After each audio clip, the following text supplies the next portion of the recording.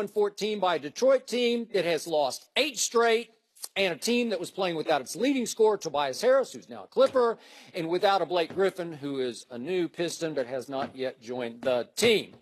And without Reggie Jackson. And without Reggie Jackson, who's out with an injured ankle. So, Mr. Sharp, how much trouble are your Cavaliers in and LeBron's Cavaliers? They're in a heap of trouble because the simple fact, Skip, they can't play defense. They can score points. I mean, 114.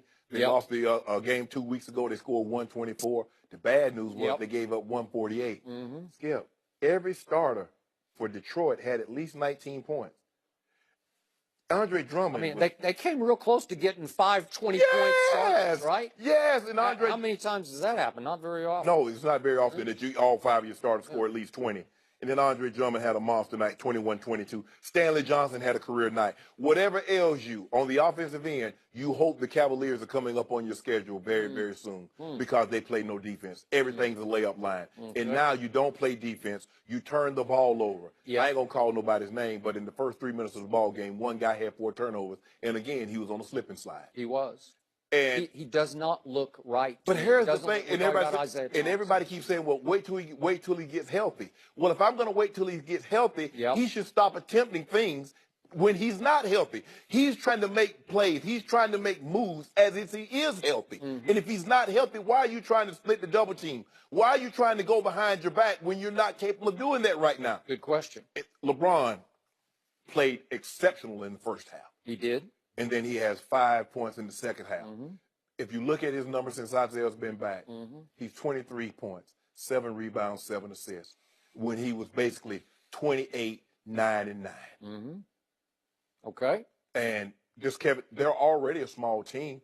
They need a rim protector. People get these confused. Tristan Thompson is a rebounder. He's not a rim protector. DeAndre Jordan can rebound and he can protect the rim. You saw Andre Drummond last night. There were several times the guy had gotten beat, and here come Andre Drummond to pin the shot to the backboard. He did. And that's what they need. Now with Kevin Love out, what are you going to do, put Channing Frye in the lineup? Looks like it. You're an exceptionally small ball club. And what it looks like to me is that because LeBron has not committed to the Cavs, nor should he, Dan Gilbert is hell-bent on holding on to the pick. I agree. And moving forward, I think he's resigned to the fact that LeBron James will not be on his roster at the start of the 2018 season next year. So he's like, I'm keeping this pick, and we're going to probably move forward with Isaiah Thomas, and they're going to be awful. Have you abandoned ship? I'm still there because as long as Bron's there, I got to stay there. But Kevin Love, I mean, I hope Isaiah Thomas understands. This Kevin Love's injury, it just puts the spotlight even bigger on you because Kevin was the de facto number 2 guy. Although you thought you were and you tried to shoot yourself into that position. You're it now. He also tried to talk himself into that position. So now back in. Let me ask you a question, Skip. What if what's going on with him is insanity?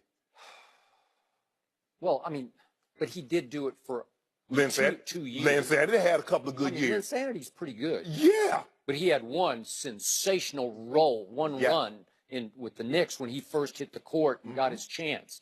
That was some of that. Was, dare I say, Tebow-esque. Yeah. But I'm just saying, if Isaiah is not where he is, where he needs to be, you should stop attempting things as if you're healthy because you're hurting the ball club and you're hurting yourself. So, by the way, before I answer my own question, you find it odd that after LeBron picked his All-Stars, that now 3 of his All-Stars have gone down to injury? We got DeMarcus Cousins, and then we got John Wall, now we got Kevin Love. Those are all LeBron team guys, right? Because now he got to put somebody else on there. Well, so that means that somebody probably... I mean, are guys looking over their shoulders? I want to go play with you, LeBron. Nah. I don't know, LeBron. Guys might start turning down All-Stars. I don't know. But we're running out of players to pick in the East, Skip. You only got 2 left. Agree. So, my biggest disappointment last night was in everybody in the fourth quarter because there was a moment in the fourth quarter, Kyle Korver started. He made 2 big threes. And I thought, you know what? Here they come. This group on the floor, this is your group. Maybe this is going to click and work. And LeBron was lifeless in the fourth quarter, and he looked like he had just lost some heart. and he lasted a grand total of 5.5 minutes in the fourth quarter. He took 2 shots and missed them both. He had 3 turnovers, and 2 of them were just sort of, like don't care kind of turnovers, where your head's just not in the game kind of turnovers, careless turnovers. Very. And I'm like, what is going on here? Because he looked defeated to me. Obviously, he knows Kevin's going to be gone for whatever, a month, month and a half, whatever it is, 2 months.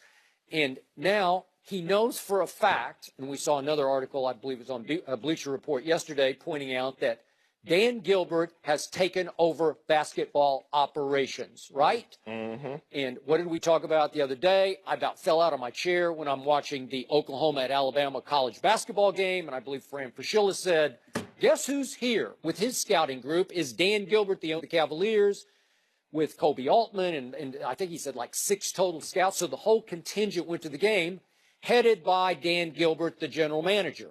Well, it's like he is openly defying LeBron, like I have taken back over the whole franchise. I don't think LeBron loves this. These are shots fired over the bow, and because LeBron has not committed, as you point out, long-term or even sort of shorter long-term to Dan Gilbert, he's just saying, heck with you, pal. You left me once. I'm pretty sure you're going to leave me again. I am hanging on to the Brooklyn pick, and I am going to use it on one of those young point guards. That's what it looks like to me. And that article also had a little nugget in it. I hadn't heard this, that Dan Gilbert has become close. Chummy with IT, as in Isaiah Thomas, as in me, myself, and Isaiah Thomas. And that they text and communicate. That's another shot fired over the bow of LeBron James, because in came Isaiah talking like it was now his team, like he was taking over. Well, this is going to go from bad to worse. Yes. Right? I think the agreement that they had when he came back, that Dan Gilbert would spend whatever is necessary to make sure this team would stay in championship contention. Now, Skip, that's a lot of pressure, because every year when you start the season, we're talking about the Warriors, we're talking about the Cavs, the Rockets, and the Spurs when Kawhi's healthy. And you still talk about the Spurs. To be thought of every year as the team that's in championship contention, that's a lot of pressure. That's a lot of expectations. And that costs you a lot of money. And with no assurances that LeBron is going to stay in Cleveland, Dan Gilbert's like, well, the hell with this. You're not going to commit to me. I won't commit to you. We'll see where we go when it's all said and done. Well, it just feels like a Cold War that is going to implode the basketball team internally. And I got to tell you, I sat back at the end of this game, and then I tweeted that this team doesn't look like the typical Cavs LeBron team that can just flip the switch. Right? They can flip the switch and get worse, because we've seen them do that. But Skip, Isaiah was minus 25. Minus 25 in the blink of an eye, just like that. LeBron was 7 of 11 in the first half, and then he goes 2 for 9. Well, he's 7 of 13 in the first half, and then he goes 2 for 7 in the second half. And the 2 turnovers in the fourth quarter, he had 3 turnovers in the second half, 2 back-to-back possessions, and then he's like, oh, the hell with it, I'm out of here. He did do hell with it. So they give up 36, again, to a Pistons team that had lost 8 in a row and was playing without its 3 best players at this point, right? And the defense is going from bad to worse, because they gave up 36 in the fourth quarter. That's so bad. They played great in the second quarter. They scored 36, hold Detroit to 26. So now they got a 4-point lead. But JR reverted back. The previous 2 games, he played well, couldn't miss from the field, couldn't miss from 3. And then he plays last night, plays 24 minutes, 2 of 10, 0 for 4 from 3, 4 points. I got to tell you, right here, right now, Boston is better than Cleveland. Oh, absolutely. They just are. Boston might sweep them. Just said that? If Boston played them right now, Boston would probably sweep the Celtics, especially without Kevin Love. The Cavaliers. Especially without Kevin Love, because if you start Channing Frye and Tristan, well, who are your other bigs when they go to the bench? What are you going to do? Play Jay Crowder? I mean, but this thing look awful. They're a hot mess. They're hot garbage right now. So can I hold you to this, that you have completely given up on your? No, I ain't giving up. I never give up on Well, Bron. you gave up about 4 days ago. No, like 3 days ago. They need to stop giving up 125 to 130 points every game. That's what they need to stop giving up. I'm never gonna give up on Bron because I already know what he's capable of. We're going to talk about it a little later. You saw that James Harden, but you know LeBron James capable of a stat line like that at any given moment. He might be, but he does not play defense nearly to the level he used to sort of spearhead the defense. He used to be the driving force. They'd have rubbed off on him. He look at him like, well, hell, ain't nobody playing defense. I am. You know, and then there were all the stories yesterday about Jerry West is trying to clear the decks to make a run at LeBron with the Clippers. And if I know Jerry West, I think he's looking at LeBron through 15 years going into year 16. I'm not sure he would want LeBron. Seriously. Yeah, you want LeBron. I don't know. Because you want butts in the seats. Well, you could do it that way. But if you want to build a winner going forward over the next 3 or 4 years, I'm not sure LeBron's the guy. Well, here's the thing, Skip. They're going to be able to get two max. They're going to try to clean out some spots and try to get two max players. So who's the other guy that you pair with LeBron? Looks like Paul George is probably going to lean to re-signing at OKC. He did make the All-Star team. They're starting to win, although they did lose last night to the Wizards. Boogie Cousins is injured, so I don't know how that situation plays out with he and the Pelicans. But who right now that's going to be a free agent that you compare with LeBron? Because there's no one on the Clippers roster currently that LeBron's like, we can go compete. They're not with that roster. LeBron's not beating Houston. He's not beating San Antonio. He's definitely not beating the Warriors. So what? You're fourth? LeBron's not going somewhere to be the fourth seed.